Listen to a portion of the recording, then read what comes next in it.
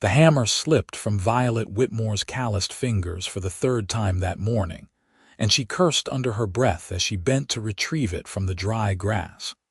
Her borrowed work gloves 2 sizes too large and slick with sweat, despite the cool October air of 1882. She had been up since before dawn, walking the 3 miles from the boarding house in Monticello, Utah, where she had been staying for the past 2 weeks, surviving on the last of her savings and the charity of Mrs. Henderson, who had taken pity on a young woman traveling alone after her father's death, left her with nothing but debts and a wagon that broke down 50 miles back. The fence she was mending belonged to a ranch she had passed yesterday, its posts leaning at dangerous angles, the wire sagging so badly that even the most docile cattle could wander through. And though she had no claim to this land and no reason to care about a stranger's property, Violet needed work more desperately than she needed pride, and she figured that showing up with the job already started might convince the owner to hire her where words alone would fail. The sun climbed higher as she worked, her back aching from the unfamiliar labor, her hands blistering beneath the 2 large gloves. She had learned basic fence work from her father back in Kansas, where they had owned a small plot before the drought took everything. But that felt like a lifetime ago, when she was still a girl who believed that hard work and honest living would be enough to keep a roof overhead and food on the table. She was 22 now, old enough to know better, old enough to understand that the world did not care about effort or intention, only results. The fence posts needed to be straightened, the wire retentioned, and several sections replaced entirely where the wood had rotted through. She had found tools in a small shed near the property line, taking only what she needed and leaving everything else untouched, not wanting to be mistaken for a thief. By mid-morning, she had completed nearly 50 feet of fence line, her arms trembling with exhaustion, her dress soaked through with perspiration despite the mild temperature. She did not hear the horse approaching until it was nearly upon her, the soft thud of hooves on packed earth masked by the ringing of her hammer against the fence posts. When she finally looked up, shading her eyes against the bright autumn sun, she found herself staring at a man on horseback, his silhouette dark against the brilliant blue sky, his posture straight and alert in the saddle. "That is my fence you are working on," he said, his voice deep and measured, neither friendly nor hostile, simply stating a fact. Violet straightened, wincing as her spine protested the movement, and pushed a strand of honey-colored hair away from her face with the back of her wrist. "I know it is your fence," she said, meeting his gaze directly, refusing to show the fear that twisted in her stomach. "I am hoping you will hire me to finish the job." The man dismounted with an easy grace that spoke of a lifetime in the saddle, and as he walked closer, Violet could make out his features more clearly. He was perhaps 26 or 27, with sun-bronzed skin and dark hair that curled slightly at the nape of his neck beneath his wide-brimmed hat. His eyes were an unexpected shade of green, startling against his weathered face, and they studied her with an intensity that made her want to look away, though she forced herself to hold his stare.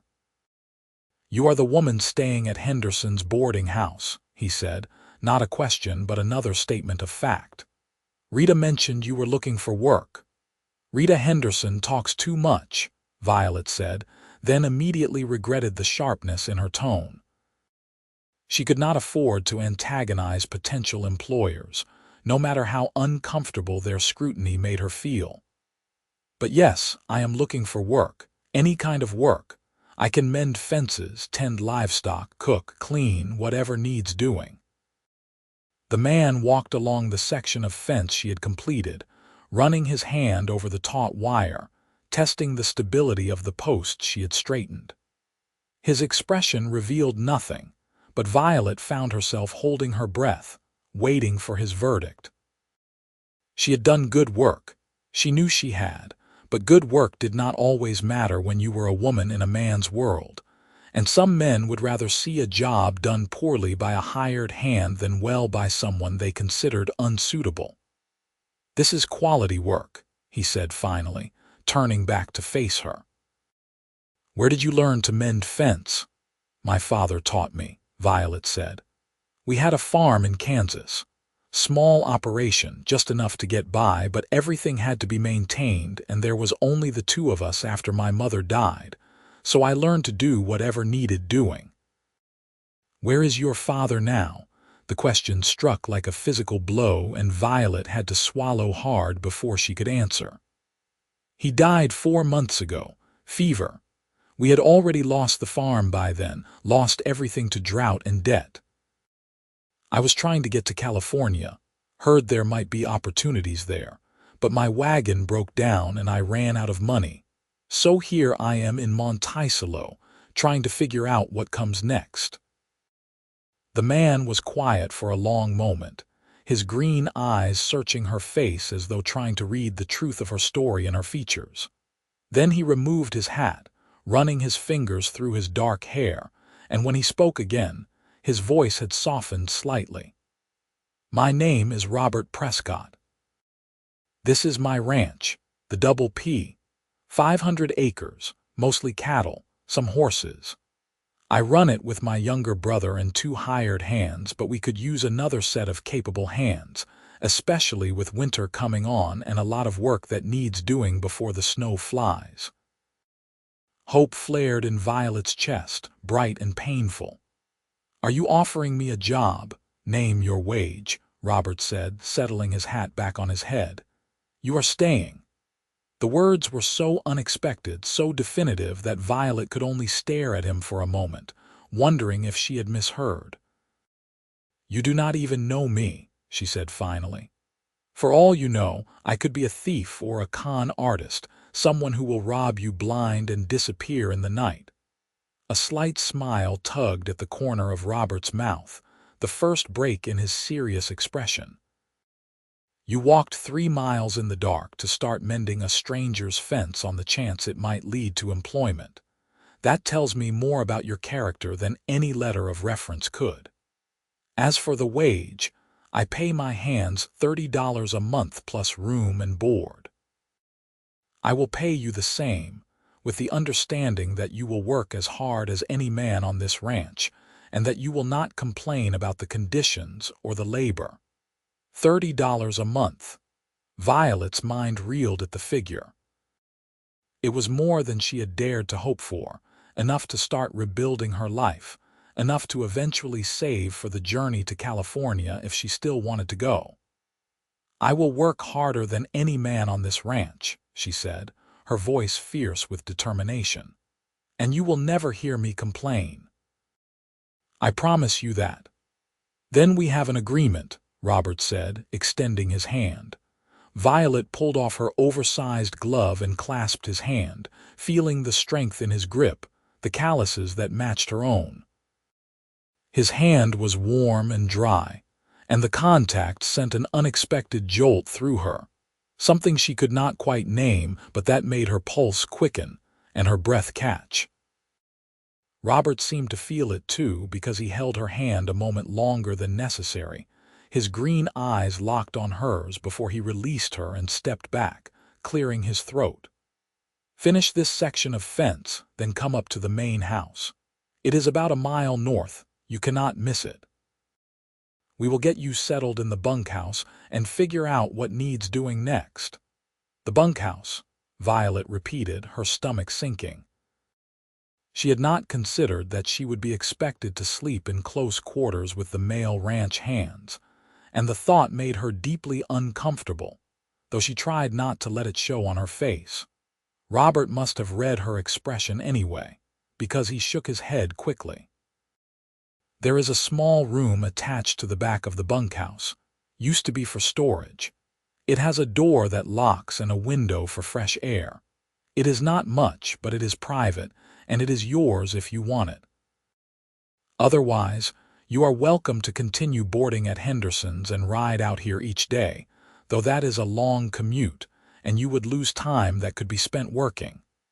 Relief washed over Violet, so intense it left her slightly dizzy. "The storage room sounds perfect." "Thank you, Mr. Prescott." "Robert," he corrected. "We do not stand on ceremony out here. Everyone calls me Robert or just Prescott if they are feeling formal." "Then you should call me Violet," she said, surprised by her own boldness. "Violet," he repeated, as though testing the name on his tongue. "It suits you." Before she could ask what he meant by that, he had mounted his horse again and was riding away, leaving her standing alone by the half-mended fence, her heart beating faster than the physical labor could account for. She forced herself to turn back to the work, driving the hammer against the stubborn fence posts with renewed vigor. But her mind kept wandering to Robert Prescott, to the unexpected gentleness in his eyes when he smiled, to the way her name had sounded in his deep voice. By the time she finished the fence section and made her way to the main house, the sun was nearly at its zenith. The ranch house was larger than she had expected, a solid two-story structure built from local stone and timber, with a wide porch that wrapped around the front and side. Smoke rose from the chimney, and she could hear voices coming from somewhere behind the building, male laughter mixed with the lowing of cattle. Robert emerged from the house before she could knock, and with him was a younger man who shared his dark hair and green eyes, though his features were softer, less weathered. "This is my brother Reed," Robert said. "Reed, this is Violet Whitmore. She's going to be working with us starting today." Reed looked at her with undisguised surprise, his eyebrows rising nearly to his hairline. "You hired a woman," he said to Robert, his tone more curious than hostile. "That is a first." "I hired someone who can do the work," Robert said firmly. "Her gender does not matter as long as she pulls her weight, and based on the fence mending I saw this morning, she will do just fine." Reed studied Violet for a moment, then shrugged and offered her a friendly smile. "Welcome to the Double P, then. I hope you are ready for hard work, because we have got about 3 months of labor to cram into the next 6 weeks before winter sets in proper." "I am ready," Violet said simply. The rest of that first day passed in a blur of activity. Robert showed her to the converted storage room, which was indeed small but clean, with a narrow bed, a washstand, and a trunk for her belongings. The door had a sturdy lock, and the window looked out over the eastern pastures, where cattle grazed in the afternoon sun. It was more than she had dared to hope for, and she had to blink back sudden tears as she set down her worn traveling bag, the only possession she had left in the world besides the clothes on her back. There was no time for sentiment, though. Robert had her change into work clothes, a pair of trousers and a shirt that had belonged to Reed when he was younger, and then put her to work mucking out stalls in the barn.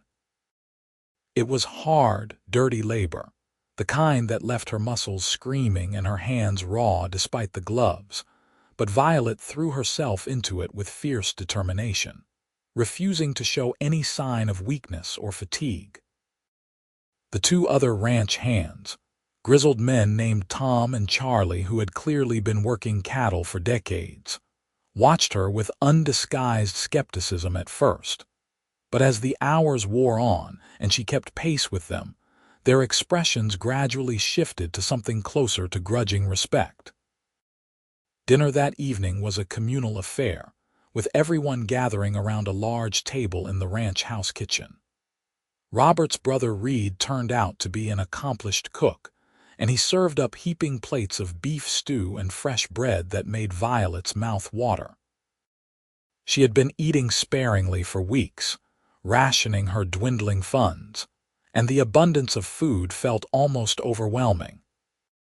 Robert sat at the head of the table, watching the conversation flow around him with those intense green eyes, and more than once Violet caught him looking at her, his expression unreadable. After dinner, Robert walked her back to the bunkhouse, the setting sun painting the sky in shades of orange and pink.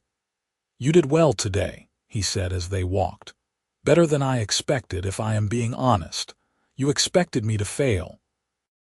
Violet asked, unable to keep a note of challenge from her voice. "I expected you to struggle," Robert corrected. "There is a difference. Ranch work is hard on anyone, man or woman, and you are clearly exhausted. But you did not quit, and you did not complain, just like you promised. That matters more than anything else out here." They had reached the bunkhouse, and Violet paused with her hand on the door, suddenly reluctant to end the conversation. "Why did you hire me?" she asked. "You could have any number of men looking for work, experienced cowboys who would not need to borrow clothes or learn the routines. So why take a chance on someone like me?" Robert was quiet for a long moment, his gaze distant, as though he were seeing something beyond the darkening horizon. "My mother died when Reed and I were young," he said finally. "After that, our father became hard, bitter.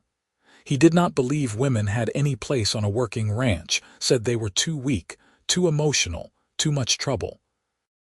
I spent my whole childhood listening to him dismiss every woman he met as less capable, less worthy." He paused, then looked directly at Violet, and she was surprised by the intensity she saw in his eyes. "When I saw you out there mending that fence this morning, working alone in the cold without being asked, without expecting anything in return except a chance to prove yourself, I realized I had a choice. I could be like my father and dismiss you without giving you a fair shot, or I could judge you on your merits and nothing else. I chose the latter. I hope I do not regret it." "You will not," Violet said softly, moved by his honesty. "I promise you will not regret it." Something shifted between them in that moment, some invisible barrier falling away. Robert reached out as though to touch her arm, then seemed to think better of it and pulled his hand back. "Get some rest," he said, his voice gruff.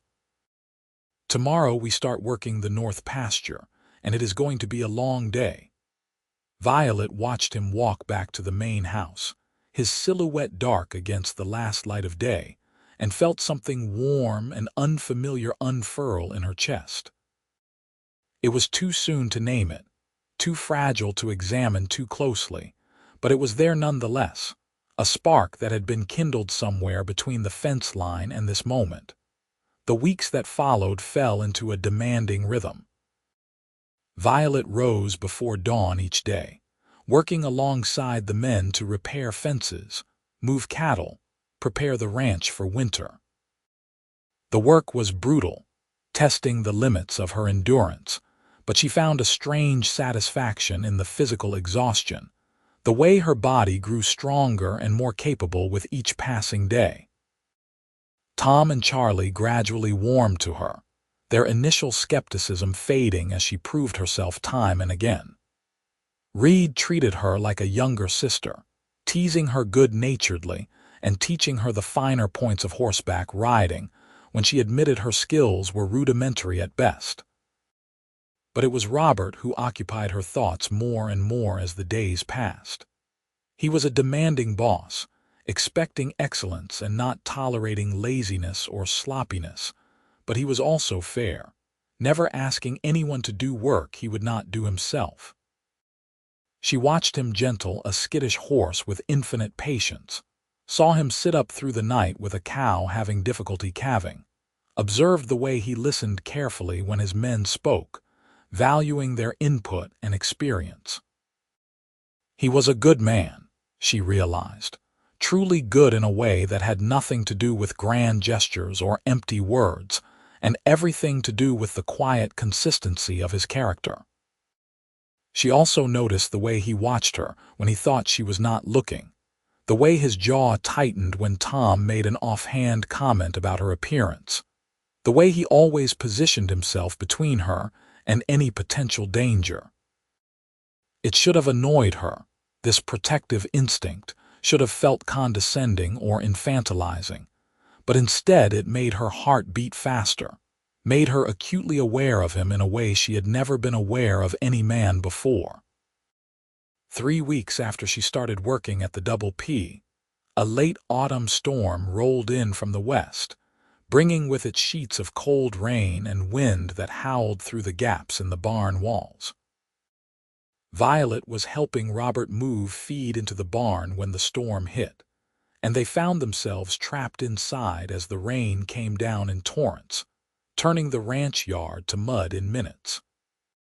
"Looks like we are stuck here for a while," Robert said, shaking water from his hat and hanging it on a peg near the door. "That rain is coming down too hard to risk going out in it." Violet wrung water from her braid, shivering in her soaked clothes. The barn was warmer than outside but still cold, and she could not suppress the tremor that ran through her. Robert noticed immediately, his expression shifting to concern. "You are freezing," he said, already shrugging out of his heavy canvas coat. "Here, take this." "I cannot take your coat," Violet protested, even as she eyed the garment longingly. "You will freeze instead." "I have been working in this weather my whole life," Robert said firmly, draping the coat over her shoulders before she could protest further. "I can handle the cold better than you can. Now put your arms through the sleeves and stop arguing with me." The coat was huge on her, the sleeves hanging well past her fingertips, but it was warm from Robert's body heat and smelled of leather and wood smoke and something indefinably masculine that made her breath catch. She pulled it close around herself, grateful beyond words. They sat on hay bales near the back of the barn, listening to the rain hammer against the roof. The livestock shifted restlessly in their stalls, made nervous by the storm, and Robert spoke to them in low, soothing tones until they settled. Violet watched him in the dim light filtering through the barn's high windows, studying the strong lines of his profile, the way his hands moved with unconscious grace as he worked. "Can I ask you something?" she said after a while, breaking the comfortable silence. Robert turned to look at her, his green eyes catching what little light there was. "Of course. You said your father was hard, that he did not believe women belonged on a ranch. Is that why you left? Did you and Reed strike out on your own to get away from him?" A muscle worked in Robert's jaw, and for a moment Violet thought he would not answer. Then he sighed, leaning back against the barn wall. "My father died 5 years ago," he said quietly. "Thrown from a horse, broke his neck. It was quick, at least. Reed and I inherited the ranch such as it was. Our father had let it run down in his later years, drank away most of the profits, alienated all the neighboring ranchers with his temper. We had to rebuild everything from the ground up, and there were times I thought we would lose it all." He paused, looking down at his hands. "But we made it work. Slowly, carefully, one season at a time. This place is ours now, truly ours, and we will never let it fall apart again." "You should be proud," Violet said softly. "What you and Reed have built here is remarkable." "It has cost us," Robert said. "Reed is 24, should probably be thinking about settling down, starting a family, but he is too busy working the ranch. And I am 27, getting older, but I cannot seem to find the time or energy to court anyone properly, even if I were inclined to do so." "Are you not inclined?" Violet asked, trying to keep her tone light even as her heart hammered against her ribs. Robert looked at her for a long moment, something shifting in his expression. "I thought I was not," he said slowly. "Thought I had no time for such things, no room in my life for complications. But lately I have found myself reconsidering that position." The air between them felt charged, electric with unspoken possibility. Violet knew she should look away, should say something to break the tension, but she found herself frozen, caught in the intensity of Robert's gaze. "Violet," he said, his voice rough, I need to tell you something, and I need you to listen before you respond, because if I do not say this now, I might never find the courage again. Her mouth had gone dry. All right. These past 3 weeks, watching you work, getting to know you, it has been the best 3 weeks I can remember in years. You are strong and capable and brave, and you do not back down from challenges or make excuses when things get hard. But more than that, you are kind.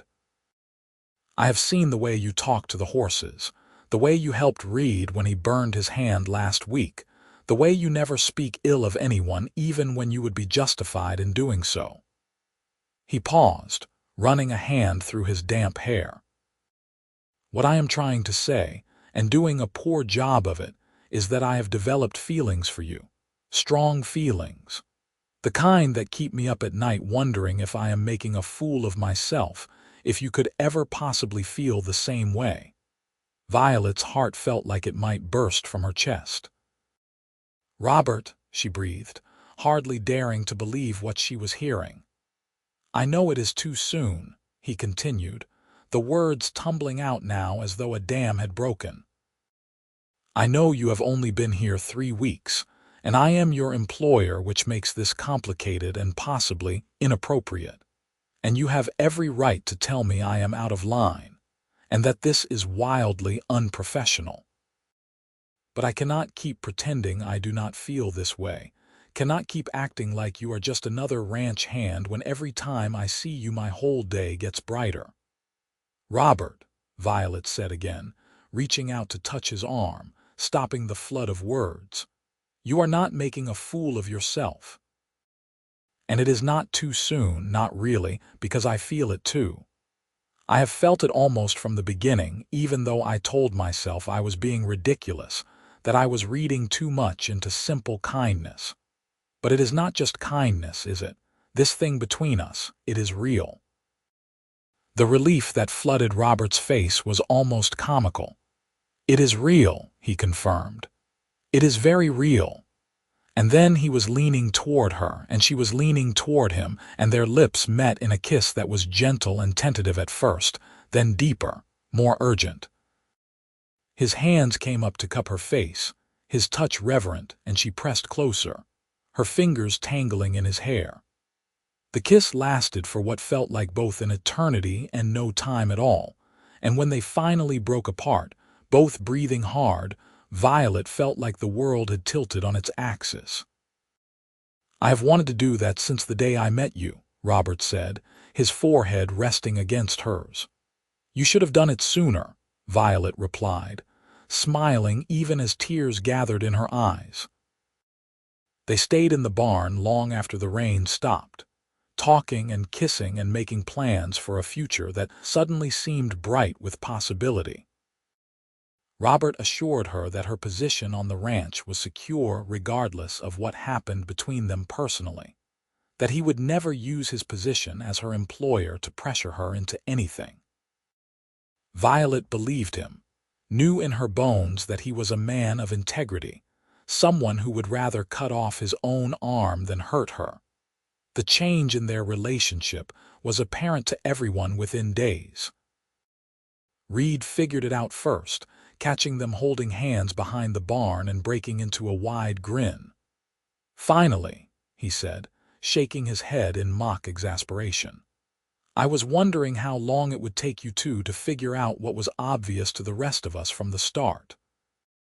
Tom and Charlie were more reserved but equally supportive, expressing their approval in gruff, oblique ways that nonetheless made Violet feel accepted, truly part of the ranch family. The work continued as it always had, demanding and exhausting. But now there was joy threaded through the difficulty, moments of stolen kisses and whispered conversations that made even the hardest days bearable. Winter arrived in earnest in early December, blanketing the ranch in snow and transforming the landscape into something both beautiful and treacherous. The cattle had to be fed daily, paths cleared, water sources kept from freezing over. It was hard, cold work that left everyone exhausted, but the crew had found its rhythm, working together with the kind of seamless coordination that came from trust and practice. On Christmas Eve, with the ranch work finally caught up and a rare evening of rest stretching before them, Robert took Violet for a walk up to the ridge overlooking the property. The sky was clear for once, stars scattered across the darkness like diamonds on black velvet, and the snow crunched beneath their boots as they climbed. At the top of the ridge, Robert stopped and turned to face her, his expression serious in the moonlight. "I brought you up here because I wanted privacy for what I am about to say," he began, and Violet felt her pulse quicken.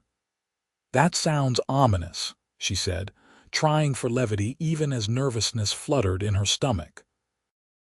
Robert reached into his coat pocket and pulled out a small wooden box, clearly handmade, the wood polished to a soft gleam. "I am not good at speeches," he said. "Never have been. But I need you to know that these past 2 months with you have been the happiest of my life. You have made this ranch feel like a home instead of just a place I work. You have made me remember what it feels like to look forward to tomorrow instead of just enduring it. And I know it is fast.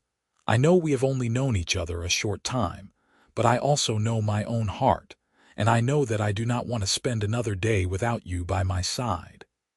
He opened the box, revealing a simple silver ring with a small blue stone set in the center. "This was my mother's," he said softly. "The only thing of hers I have left. Violet Whitmore, will you marry me? Will you be my wife, my partner, my everything?" Violet's vision blurred with tears, her throat tight with emotion. "Yes," she whispered. "Yes, Robert, I will marry you. I would be honored to marry you." He slipped the ring onto her finger with hands that trembled slightly, and then he was pulling her into his arms, kissing her with a passion and tenderness that made her knees weak. They stood on that ridge for a long time, holding each other against the cold. Two people who had found each other against all odds in the harsh beauty of the Utah wilderness. They were married 6 weeks later, on a bright February day with the whole town of Monticello in attendance. Violet wore a simple white dress that Rita Henderson had helped her sew, and Robert wore his best suit, looking nervous and proud in equal measure. Reed stood as best man, grinning throughout the entire ceremony, and Mrs. Henderson cried happy tears as the minister pronounced them husband and wife. The ranch became truly home after that. Robert had Reed move into the main houses upstairs, claiming the younger man needed more privacy, and he converted Robert's old room into a proper bedroom for himself and Violet. They made love for the first time on their wedding night, a slow and tender joining that left them both shaken and awed by the intensity of their connection. Violet had been nervous, her experience limited to the vague warnings and incomplete information shared among women in whispers, but Robert was patient and gentle, making sure she felt safe and cherished every moment. The months that followed were a blur of hard work and quiet happiness. Spring came late to the high desert, but when it finally arrived, it brought new life to the ranch. Calves were born, the grass turned green, and Violet discovered she was pregnant.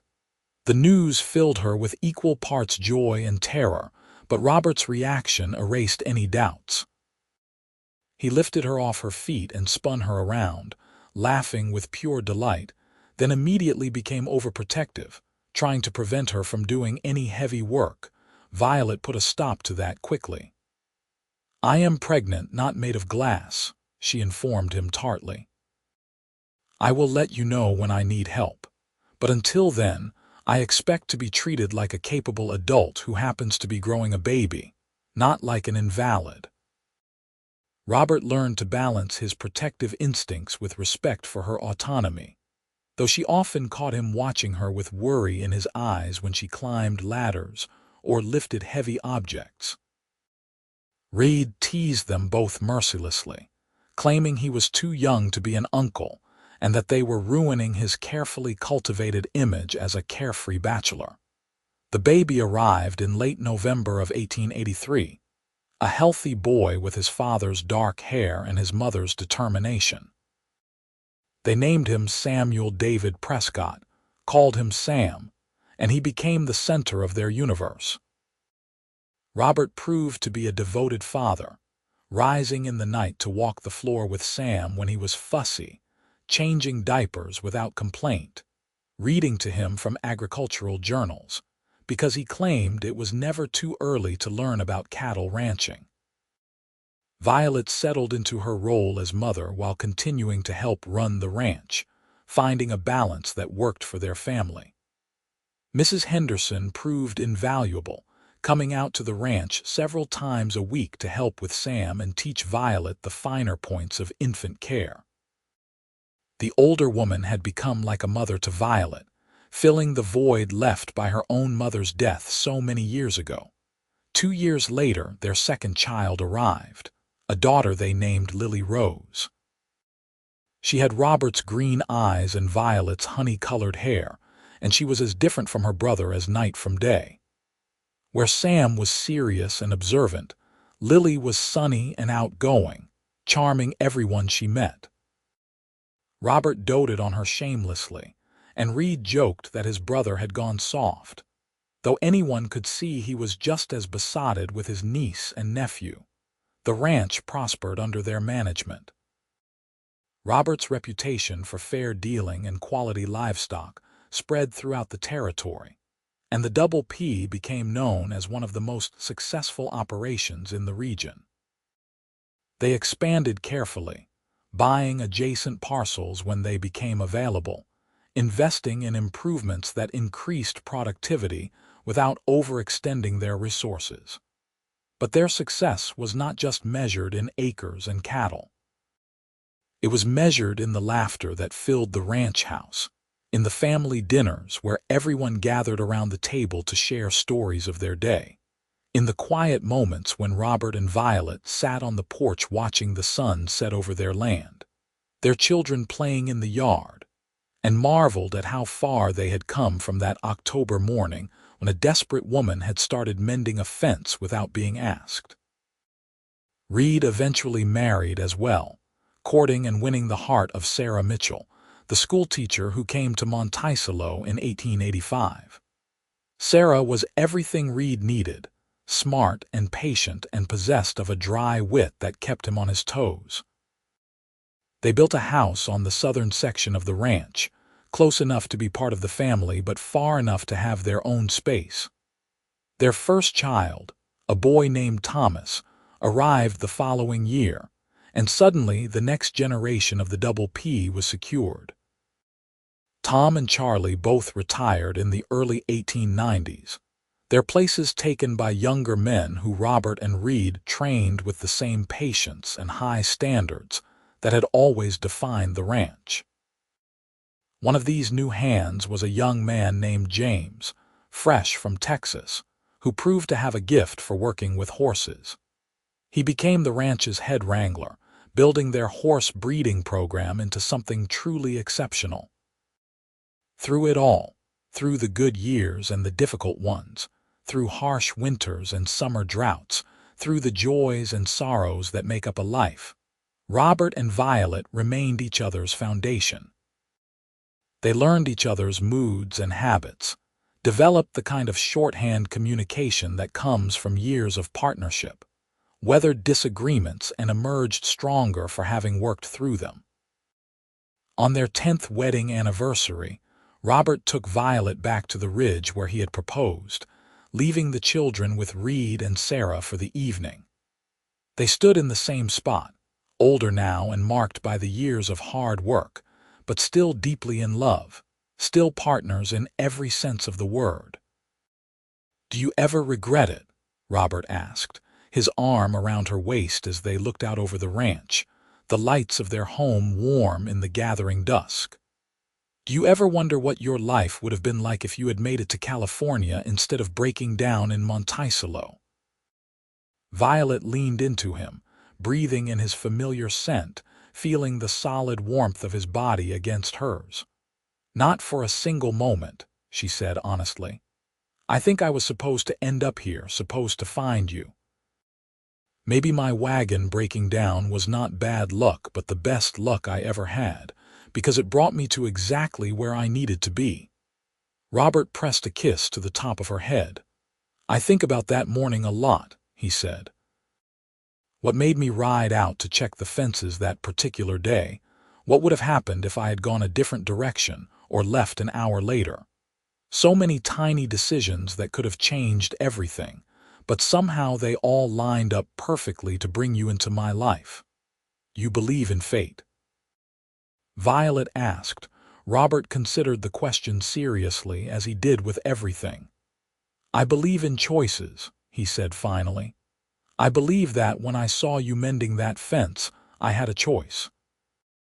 I could have sent you away, could have told myself that hiring a woman was too much trouble or too unconventional. But I chose to give you a chance, chose to see you for who you were rather than what society said you should be.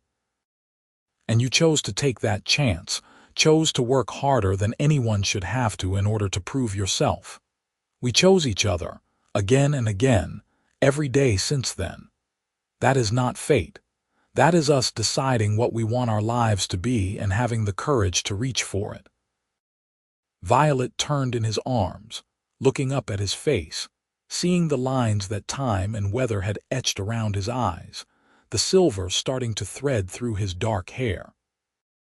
He was more handsome to her now than he had been that first day, made beautiful by her knowledge of his character, by the thousand small kindnesses and steadfast support he had shown over the years. "I love you," she said simply. "I love you more now than I did the day we married, and I will love you more tomorrow than I do today. You are my home, Robert Prescott, not this ranch, not this house, but you. Wherever you are, that is where I belong." Robert's green eyes gleamed with emotion. "You are my heart," he said roughly. "Everything good in my life started the day you walked into it. I will spend the rest of my days making sure you never regret choosing me." "I could never regret it," Violet said, rising on her toes to kiss him. "Never." They made love under the stars that night, in the same spot where he had proposed, their bodies fitting together with the practiced ease of long familiarity, but also with a passion that had not dimmed over the years. Afterward, they lay wrapped in blankets Robert had thought to bring, watching the stars wheel overhead and talking about their children, their plans for the ranch, their dreams for the future.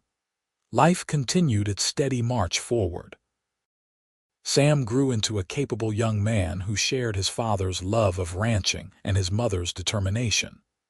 He learned every aspect of running the Double P, asking questions and working alongside Robert from the time he could walk. Lily proved to have a gift for numbers and organization, taking over the ranch's books when she was barely 15 and running them with an efficiency that impressed even her meticulous father. 2 more children followed over the years, another boy named Henry and finally a second daughter, Clara, completing their family. The turn of the century brought changes to the West.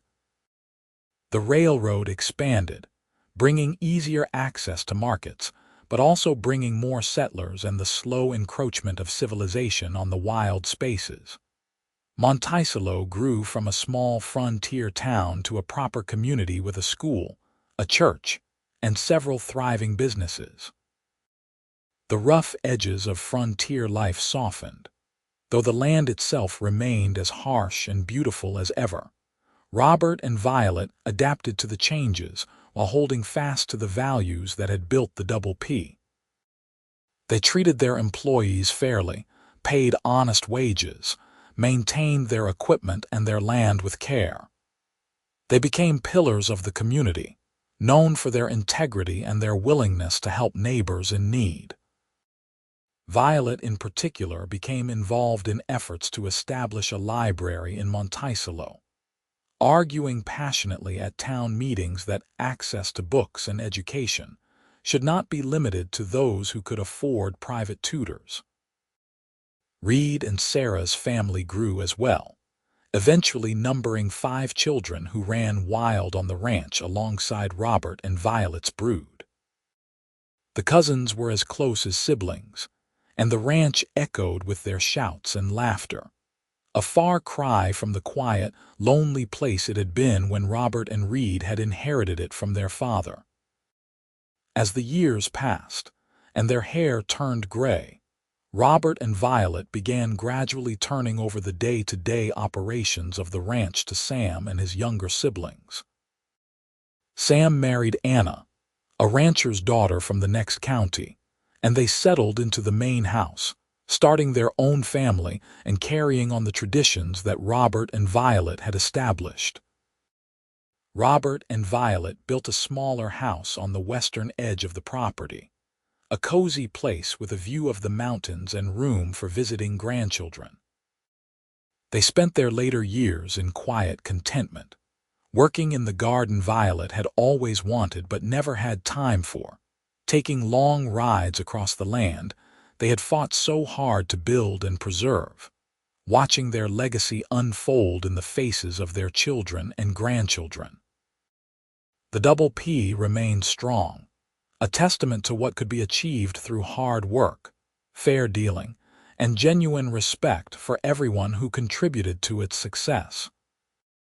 On a warm evening in the spring of 1924, nearly 42 years after that October morning when Violet had started mending a fence without being asked, Robert and Violet sat on the porch of their little house, holding hands and watching the sun paint the desert sky in shades of gold and crimson. They were old now, their bodies marked by decades of hard labor and hard living, but their eyes were still bright, their connection as strong as ever. "You remember the day we met?" Violet asked, her voice softer now but still carrying the strength that had defined her whole life. "Every detail," Robert said, squeezing her hand gently. "The way you looked up at me with that stubborn chin raised, daring me to dismiss you. The way your hands shook just a little when we shook on the deal, though you tried to hide it. The way my heart knew, even then, that you were going to change everything. You changed my life," Violet said. "I was lost and desperate and running out of options, and you gave me not just a job but a home, a family, a purpose. You saw me when no one else would, valued me when the world said I was worthless. I do not know what would have become of me if you had ridden past that fence without stopping." "I could not have ridden past," Robert said. "It was like something pulled me there, some instinct I did not understand then but recognize now. You were always meant to be mine, and I was always meant to be yours. We just had to find each other." They sat in comfortable silence as the stars began to emerge one by one in the darkening sky. In the distance, they could hear the sounds of the ranch settling for the night, cattle lowing, horses whickering, the voices of their grandchildren drifting from the main house where Sam and Anna were putting them to bed. "It has been a good life," Violet said eventually. "Better than I ever imagined possible. I am grateful for every moment of it, even the hard times, because they were all part of the journey that brought us here." "The best life," Robert agreed. "The only life I would ever want. As long as I have you beside me, I have everything I need." Violet leaned her head on his shoulder, feeling the steady beat of his heart, the warmth of his body, the unshakable solidity of his presence. This was what love looked like after 4 decades, she thought. Not the passionate intensity of youth, though that still flared between them at times, but something deeper and more enduring. It was the comfort of knowing someone so completely that words often became unnecessary. It was the trust built over years of facing challenges together. It was the gratitude for the simple gift of another day in each other's company. They stayed on the porch until the moon rose, full and bright, flooding the desert with silver light. Finally, stiff and tired, they rose and made their way inside, helping each other with the small accommodations that aging bodies required. They prepared for bed with the easy familiarity of a lifetime together, and when they finally lay down, Violet curled into Robert's side the way she had for more than 40 years, her head on his chest, his arm around her shoulders. "I love you," she whispered into the darkness. "I love you too," Robert replied, pressing a kiss to her forehead. "I will love you until my last breath and beyond." They drifted off to sleep like that, wrapped in each other and in the peace that comes from a life well lived, a love well tended, and the knowledge that what they had built together, the ranch and the family and the legacy of integrity and hard work, would endure long after they were gone. In the morning, they woke to find Sam and Anna and several of the grandchildren had come for breakfast, a weekly tradition that filled their small house with noise and energy and joy. The children clamored for stories of the old days, of what the ranch was like before they were born, and Robert and Violet took turns sharing memories, embellishing the difficult times just enough to make good stories while still being honest about how hard they had worked to build their life.